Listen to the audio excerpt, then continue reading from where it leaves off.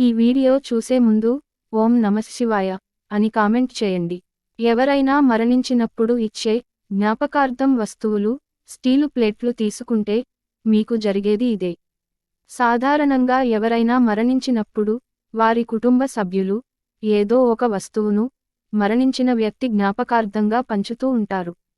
అయితే చాలామంది స్టీల్ ప్లేట్లను లేదా స్టీల్ బాక్సులను ఇస్తూ ఉంటారు. మరి ఇలా జ్ఞాపకార్థంగా ఇచ్చే వస్తువులు తీసుకోవచ్చా? తీసుకుంటే ఏదైనా దురదృష్టం పడుతుందా అనే సందేహం చాలా మందికి ఉంటుంది. అలాగే ఇలా జ్ఞాపకార్థంగా ఇచ్చిన వస్తువులలో భోజనం చేయవచ్చా అనే సందేహం కూడా చాలామందికి వచ్చే ఉంటుంది. ఈ జ్ఞాపకార్థ వస్తువులను దైవ నివేదనలకు, శుభకార్యాలకు వాడుకోవచ్చా అని చాలామంది సందేహపడుతూ ఉంటారు. మీకు వచ్చిన ఈ సందేహాలు అన్నింటికీ సమాధానాలు ఇప్పుడు ఈ వీడియోలో తెలుసుకుందాం. సాధారణంగా ఎవరైనా చనిపోయినప్పుడు 13 లేదా 14 రోజులకు అన్న సంతర్పణ చేస్తారు.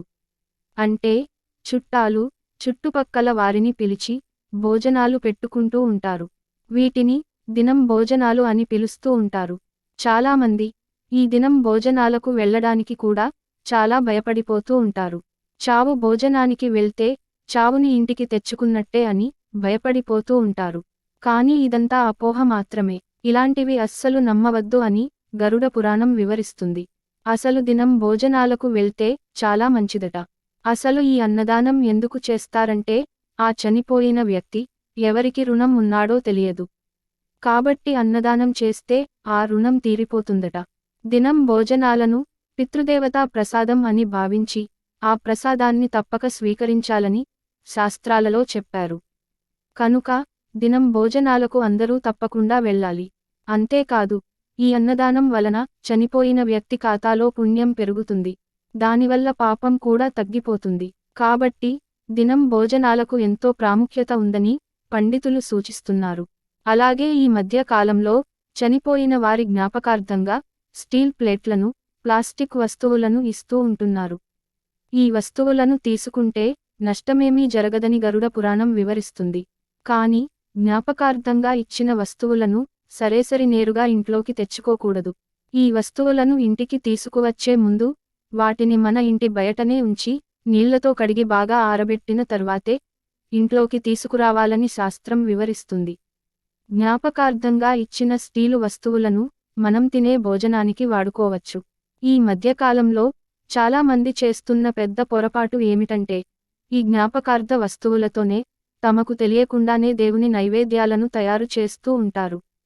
కానీ ఇది తెలిసి చేసినా తెలియక చేసినా చాలా పెద్ద తప్పు అని శాస్త్రం వివరిస్తుంది. కాబట్టి ఈ జ్ఞాపకార్థ వస్తువులను ఇంట్లో ఎక్కువ రోజులు ఉంచకపోవడమే మంచిదని వేద పండితులు హెచ్చరిస్తున్నారు. హిందూ మతంలో మరణం ముగింపు కాదని నమ్ముతారు. ఎందుకంటే హిందువులు పునర్జన్మను నమ్ముతారు.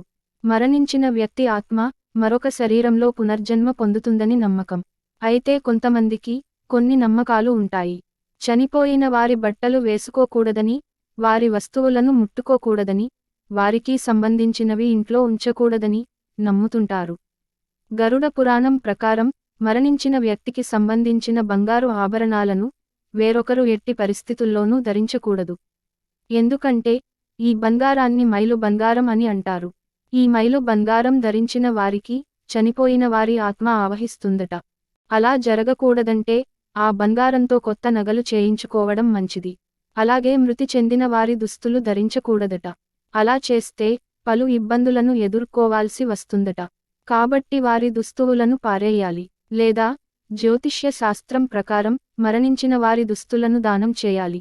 ఎందుకంటే వారి దుస్తులను దానం చేయడం వల్ల మరణించిన వారి ఆత్మకు శాంతి చేకూరుతుందని నమ్ముతారు.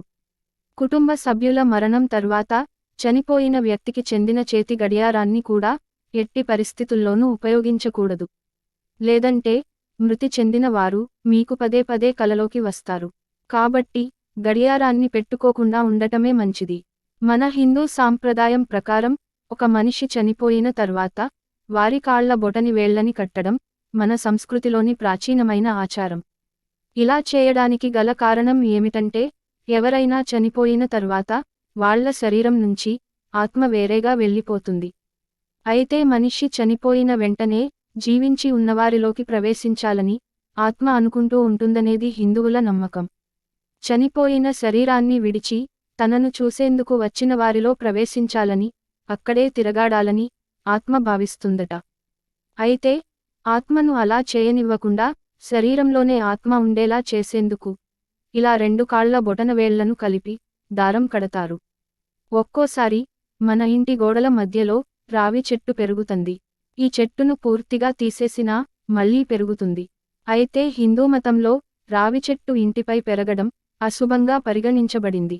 ఎందుకంటే పితృదోషం వల్ల రావి చెట్టు మన ఇంటి దగ్గర పెరుగుతుందట. మీ ఇంట్లో చనిపోయిన మీ పూర్వీకులు మీపై ఎక్కడో కోపంగా ఉన్నారని అర్థం చేసుకోవాలి.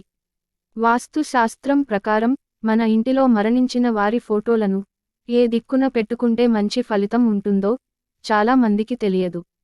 చనిపోయిన వారి ఫోటో ఇంట్లో పెట్టుకునేటప్పుడు తగిన జాగ్రత్తలు తీసుకోవాలని వాస్తు శాస్త్రం వివరిస్తుంది. వాస్తుశాస్త్రం ప్రకారం చనిపోయిన పితృదేవతల ఫోటోలను ఉత్తరం వైపు చూసే విధంగా దక్షిణం గోడకు వేలాడదీస్తే మంచిదని శాస్త్రం చెబుతోంది. అంటే దక్షిణం గోడకు పూర్వీకుల ఫోటోలను వేలాడదీస్తే వారు ఉత్తరం వైపుకు చూస్తుంటారు. ఇలా వేలాడదీస్తే మీ ఇంట్లో ఉండే నెగటివ్ ఎనర్జీ తగ్గుతుంది. నెగటివ్ ఎనర్జీ తగ్గి ఇంట్లో పాజిటివ్ ఎనర్జీ ఏర్పడుతుంది.